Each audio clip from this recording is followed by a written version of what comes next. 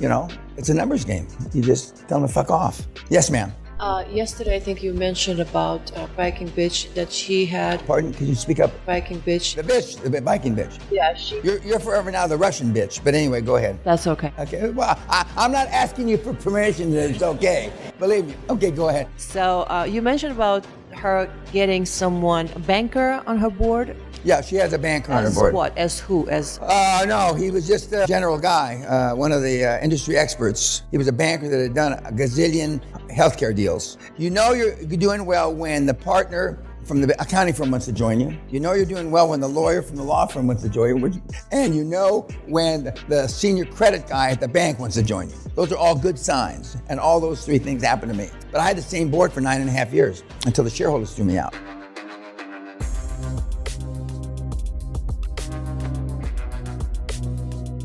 You saw Steve last night, right? We'll get around to him, but I said the first night, and I say ad nauseum, which means until you should be sick to your stomach, because I'm sick to my stomach having repeating myself 1 billion times. Success leaves clues. Steve, it was a prick. I got some emails last night, the odd success story, but that they find one good thing that Henry Ford did, and they try to build a personality, a persona around that one good fucking thing. They find one good thing that Steve did. You can't find any good thing he did. They find one good thing and they try to justify that they're a cunt, a pussy, a twat. And so they can continue their personality and they're not focusing on success leaves clues. All these guys are hard as shit. They're ruthless. They're selfish. They're single-minded, like Steve was, who I knew. Some of you know some people that are kind of successful. Kinda is the operative word, because they're cunts. And so you relate and you build your board with cunts. And then they throw you out. And we're gonna have some sad stories, not on YouTube, where they did everything right. The guy goes on holiday for 6 weeks. Why he went 6 weeks, God only knows. He comes back, the company's gone. The name on the building's changed, literally. Do you have the United Capital on any buildings? Don't, it's a bad sign. Can you imagine you go on holiday? Well, holiday's the first mistake, unless you're working. And he comes back, and the chairman and the CFO and the CEO, and we're gonna read his email, not on YouTube. Some of you are gonna cry, or you're gonna force back the tears and not cry. And they went to the bank and they said, this kid's a loser. Could be anybody in this room. This kid's a loser. He spent $600,000 back on this, and he owns 71% of the company. And he convinces the bank, once you breach a covenant one time, you can cure the covenant, but you're forever in breach, and they can take and call the loan. Now, I say this 1,000 times. Once you breach one time, you're always in breach, even if you make it up. So the bank, if they wake up with a hair up their ass, they can call the loan, and that's exactly what they did to this kid. They threw him, and they gave him 50,000 pounds and told him to get lost. The company was worth about 40 million pounds. He had been rolling up nurseries, little kid nurseries. By the way, nurseries are a good roll up too, the plants and stuff. One of the biggest mistakes, and I'm getting ahead of myself, but I just, based on the emails I just read, that you fill the board with people like you. Even though they're knowledgeable, they're like you. And that's a recipe for disaster. Because at the end of the day, you'd rather be liked than effective. Even though you won't admit it, and the Russian bitch doctor thinks she's tough as nails, she's a pussy. I mean, there's one person in here that might be kind of tough, kind of.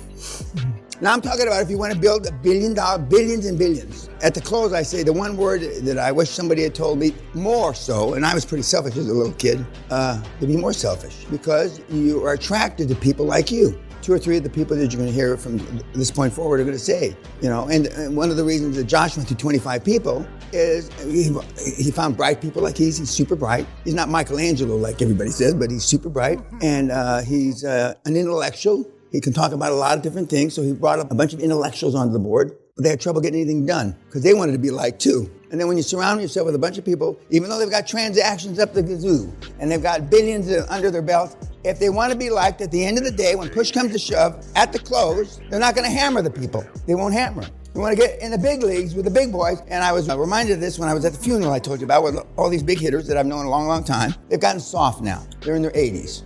A couple of them are in their 90s. Well, you can get soft when you're in the 80s and 90s, but before that, they were just Hard is, hard. Now, Steve, which film did you see? Did you see the film that he admitted that it might be his daughter when he found out she was smart? Okay. There's a couple other films. The longer you're dead, the worse the films are. In other words, the more truth that comes out. And is this the film where he took all the stock away from all the employees just before they went public? No, it's another film. Okay, thank you. There was 11 or 14 people that were supposed to get stock that had been with him those first couple of years. Then 3 days before he went public, they were doing a spreadsheet. And he says, what are those people there? They're not getting any stock. Fuck them, fire them. 72 hours before the IPO. Not just no stock, fire them. That's the real world. Wozniak is a mentee of one of my mentees, who's up there, the Woz. Comments about Steve from you guys. Yes, sir. Don't confuse me with the facts. Absolutely. Throughout the whole movie. Most of his product that came to market in the beginning didn't work. That's a whole other story, but go ahead. He wasn't interested. Is that did you see the one, because I have 3 different movies. Did you see the one where he wanted a blue shirt with pockets or, yeah. Now, I saw him in Bangalore, India, at a private exclusive club. Mostly rich pedophiles belong there. And he was dancing from about 9 o'clock like this, his eyes closed, by himself, till 1:30.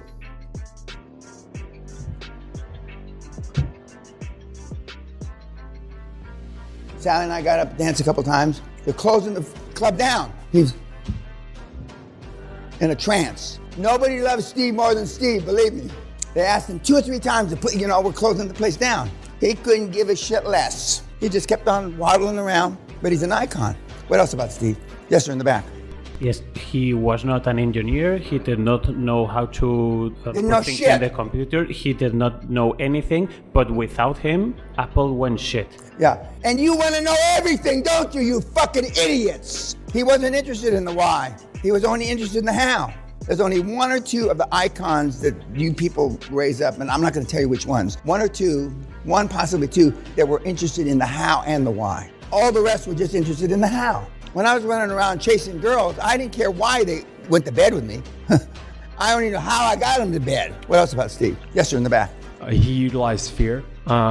When Andy, one of the programmers, didn't know why the program wasn't working, he said, I'll embarrass every single fucking person that worked on this project, and I'll fucking blow your brains out. I saw him throw a programmer out a window. The old kind of computers, the big ones like this. I saw him throw a computer at a programmer. Fortunately, the programmer was quick enough to duck. I'm not trying to justify me dropping the aquarium. That's not what I'm trying to do here. That was an error in judgment, but I was, I blame it on I was a kid. What else about Stephen? Yeah. Yes, sir. Not only did he not know about things, he got things wrong quite regularly. But I can relate to that. The biggest thing was everyone still followed him. Leadership skills. You can make yourself CEO or managing director, whatever you want to call it, from your little thing that you start. But you have to earn leadership. And a lot of the kids that come out of here start as CEO, but don't end up as CEO because it becomes obvious their leadership skills are not good enough. Well, they're non-existent. I mean, it's not that they're not good enough. Most of you in this room couldn't lead your way out of a wet paper bag. And one of the first persons we're going to talk about after we get off YouTube is Andreas, who has done a lot of hard work, developed pretty good leadership skills, and so we're not looking for a CEO anymore. He's created $80 million euro company, but we're not, of which 2/3 of it is his, so we're not looking for him. But success leaves clues. I mean, he's a guys and gals, these people that you aspire to be like, or in most cases, because you don't know that much about their personality or you ignore what you know about their personality, aspire to make that kind of money. They're all the same. And they're not, that's not you. A few people develop hard skills. But remember I said the first night or the first morning, it's infinitely easier to start, begin hard, tight rules, and then loosen up. But most of you start with loosey-goosey, and it's impossible to tighten up. I've got 4 or 5 companies on the block, not me, you guys, because there's 3 or 4 benchmarks. 10 million in turnover is one, 50 million in turnover is another, 100 million in turnover is another. And that's why when I wrote the book a long time ago, Your First 100 Million, I was not talking about turnover, I was talking about making 100 million. But it's those are thresholds that are tough to get over. Because at some juncture around 50 million in turnover, you need professional management, or you're gonna have a hard time continuing to grow. And when you stop growing at an increasing rate and you start growing at a decreasing rate, in other words, the curve starts to level off, you're through. I mean, vis-a-vis, being a Microsoft or one of those kinds of companies. But anything else about Stephen? Yes, sir, in the corner. So there's always these so many little nervous people around him, yeah, who tell him that he's the cold one, that he doesn't have any feelings or what. He doesn't. He did not suffer from empathy, sympathy, or self-pity either. But I think he's the one who has the most feeling for himself. Well, that's the only person. Remember, it doesn't matter if anybody else loves you. You got to love yourself. I mean, really love yourself, not like yourself. Most of you look in the mirror, you don't like what you see. Whether I'm fat, skinny, when I weigh 287 pounds, I loved every inch of my body. Didn't make a shit. And now it's sagging, and I still love it. Self-love, I mean, they don't teach you that. In fact, that's narcissistic, and there's all kinds of things that they describe that. And I've been described by all those words. Success leaves clues. Now, in a couple days when we spend a little bit of time about Elon Musk, who is the flavor of the day right now, and has been for a few years. I used to send out give you something to read about 3 of his ex-wives, wrote an article a few years ago. And then one of his ex-wives just came out with a book. It's no walk in the park being married to Elon. I mean, but he loves his boys, his 4 or 5 sons he's got. He loves his boys. He can't say the same for his wives, but he certainly loves his boys. And he partially likes his wives soon after they produce a boy, but that wanes. The bloom comes off that rose. And again, all these guys, and I'm not justifying how I talk, because I talk like this way before Elon was born. I mean, they all use the same language, although they're trying to repaint their legacies because everybody's got an iPhone now, and it's very difficult. And you catch the president or the current president when he was vice president, when he thinks he's off mic, this is a big fucking deal, They all, and because people remember bad words more readily than they do Christian, Judaic, biblical words. They just do. That's just it. That's just it. We moved this up from the last day based on, and the reason I read your homework, not so diligently, but I read it, is because whether you're getting it or not. And a number of you in here, based on just one homework reading, are in the twilight zone, meaning you don't get it. So we're gonna bring up how some of you think it was easy, maybe, that the guy did it in 26 days. Well, the next closest after 26 days is like 53 days. So the fact that there's only been one guy in 28 and a half years that did it in 26 days is a big fucking deal. But he's following this format for 60 days, and I told him to cut it in half. And so he was striving for, when you look at your weekly reports, the reports I don't get anymore. You can do them for yourself. And I suggest strongly, when Dan suggests, that means you do it this way, meathead, or you're gonna probably fail, that you keep track of the information that are on the reports daily. Because when you wait to the 5th or 6th day or 7th day to try to remember what you did the 1st or 2nd day, and you should be able to get a chairman and completed board in 10 days. You should get your outside accountants and lawyers in another 10 days, or a total of 20 days. You pre-interviewing multiple banks and lending parameters in 5 days. That's 25 days. Screening multiple motivated sellers and deals, another 10 days. That's 35 days. LOIs and offers, and remember, LOIs don't mean shit unless you're gonna fight, but it's part of the format. People expect LOIs. Not all people, but some people. Another 10 days, 10 days, that's 45 days, and close a deal in 15 days. Seller finance, you can cut that in half, 30 days. And if you're really good, you can cut it in half again, 15 days. And we've only had 26 days. The next closest after that is 53 days, and then 60 some days. And banks, I just read a report from somebody that I'm chairman of. I won't say I had forgotten I was chairman, but I hadn't heard from him in maybe 4 or 5 months. And he signed a $4.4 million healthcare deal in Middle America someplace. And it's gonna close on the 27th or 28th of April. That's because the bank's fucking with it. And it's got to go through lending committee and this kind of committee. And it's an SBA deal. The great thing about SBA, the good news is you can get a lot of things done that you might not be able to get done someplace else. The bad news is they take forever. It's another 4, sometimes 8 weeks extra on top of it. And they have a $5 million limit, $5 million in equity they loan. President Trump was going to increase it to 10 million. He never got around to it. And Biden doesn't give a shit, so he's not going to do anything about it. But it's still a place. And as I told you, if you're a vet, you can go and sign your name and get $250,000 with no collateral, nothing. I told you I didn't do that. But this is the thing you're striving towards. If you do it in 60 days, you'll be ahead of the game. You've heard of people a year and a half, 15 months. You've already heard. I gave them the same fucking thing. He said, I thought I was going to close it in January, but in 2018, but I did it in 2019. And he said, and most of the time, they make the same mistake. They fiddle fart with a couple people, and because you're not experienced, because your board won't push you. Remember, they got free founders equity. There's some downside to free founders equity. They don't want to insult you, that you throw them off before they cash in the free founders equity. So they're not going to tell you the real truth.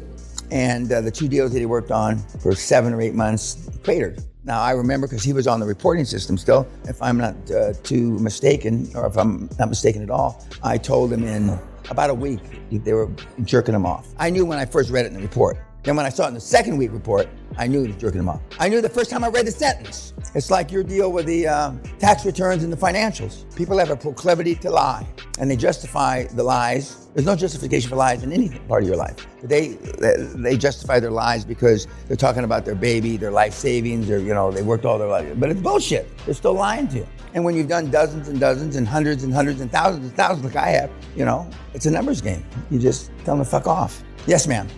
Yesterday, I think you mentioned about Viking bitch that she had. Pardon? Can you speak up? Viking bitch. The Viking bitch. Yeah, You're forever now the Russian bitch. But anyway, go ahead. That's okay. Okay. Well, I'm not asking you for permission. It's okay. Believe me. Okay, go ahead. So you mentioned about her getting a banker on her board. Yeah, she has a banker on her board. What? As who? As? No, he was just a general guy, one of the industry experts. He was a banker that had done a gazillion healthcare deals. You're doing well when the partner from the accounting firm wants to join you. You're doing well when the lawyer from the law firm wants to join you. And when the senior credit guy at the bank wants to join you. Those are all good signs. And all those 3 things happened to me. But I had the same board for 9.5 years until the shareholders threw me out. I had lost one dead, but she has a general for a chairman. And one more question about that type of person. Like, if I'm going to start looking, are they full-timers who are working? No. Today we're going to talk more, but since you asked the question. Okay. Remember, I said yesterday that there's only 3 executive directors. The CEO, 2 actually. CEO and CFO are the executive directors. In other words, ultimately, when you have enough cash flow, they'll get salaries. Okay. Well, ultimately, your marketing director will get salaries, but in the beginning, nobody gets anything because you have no money if it's a true startup. Now, when Graham and Leanne go buy something, now they got money. It's tougher, not impossible. Well, I want to see how you work out, so I want you to work for free. But that's tougher now because, especially since they're in the news, etc. But in the beginning, when you start from zero, when you form the company, there's no cash flow. They come to the board meetings on their money. When you have a board meeting, they have a hotel. A lot of the board members like the virtual board meetings because they don't have to spend to go to a fucking board meeting because it's on virtual, either Zoom or something like that. But after you get some cash flow, maybe a 3rd, 4th, 5th deal, depending on the size of the deals, you're paying your CEO and you're paying your CFO if you're not CEO. The chairman is a non-executive director. The accountant on the board is a non-executive director. The lawyer on the board is a non-executive director. Now, when you get to be a $500 million company, you may have an in-house lawyer that is an executive director that you pay. You may have a marketing director. You may have a chief technology officer. You may have a chief information officer. But that's when you're a big company. When you're just in this embryonic stage, And those people that you're bringing on the board should not be like you. Not just because they have experience, but because they're tough. If you're the toughest guy on the board, you pick poorly. You did it ass backwards. Now, Josh has got a board of some pretty tough guys. But I tell people 25, they can't believe it. How can you make 25 mistakes? Well, when you were 17, 18, 19, how many mistakes did you make? Lots. But some people, for example, Anelli, who you're going to hear, I believe today, his CFO is a banker. He's a transactional banker in South Africa. Actively working in the bank, not... No. Work past tense. Okay. Your non-executive directors can have other jobs. Since you're not paying them anything, and they're only getting paid if you pay them then, upon completion of a successful transaction, they've got another job. Now, they may aspire to join you as you get bigger, but the good news about non-executive directors, because you're not paying them other than in stock or options or something like that, you have an opportunity to see if they work out. And remember, the boards are in transition. The same board you start with will not likely be the same board you have when you're a $1 billion company or a $100 million company. I picked because I was experienced. I had the same directors. In fact, we added a couple because I knew. I'd seen the guys in combat. I competed against them. I knew who they were. So when I picked them, it was not easy peasy, as our daughter would say, but it was relatively easy because I knew how they perform under fire. Because what you want to know is, in the heat of battle, how do they perform? That's what you want to know. When the shit hits the fan, and in, not in every deal, but in almost every deal, the shit hits the fan. And how do they react? We've got a deal where the CFO went off to Switzerland skiing. What? I got another one where the guy went off on safari. Deal's closing at the end of the year. And he's in Nairobi, feeling up big-titted black women. Jesus Christ. As soon as the deal was closed, next, fired. Now, when I was young, I'd fire him when he was in Nairobi. I said, I don't give a fuck if the deal doesn't close. Because I really didn't care. But it's not fair to the other guys. So I waited till the deal closed, then sacked him. And then there's the fight over the stock. And your biggest fear is sex, especially cheap Scotsmen. Well, fuck, what am I gonna do with it? 1.5% that he's got. Your first is, fuck you, strong email to follow, sue me. That's the first offer to buy it back. Nothing.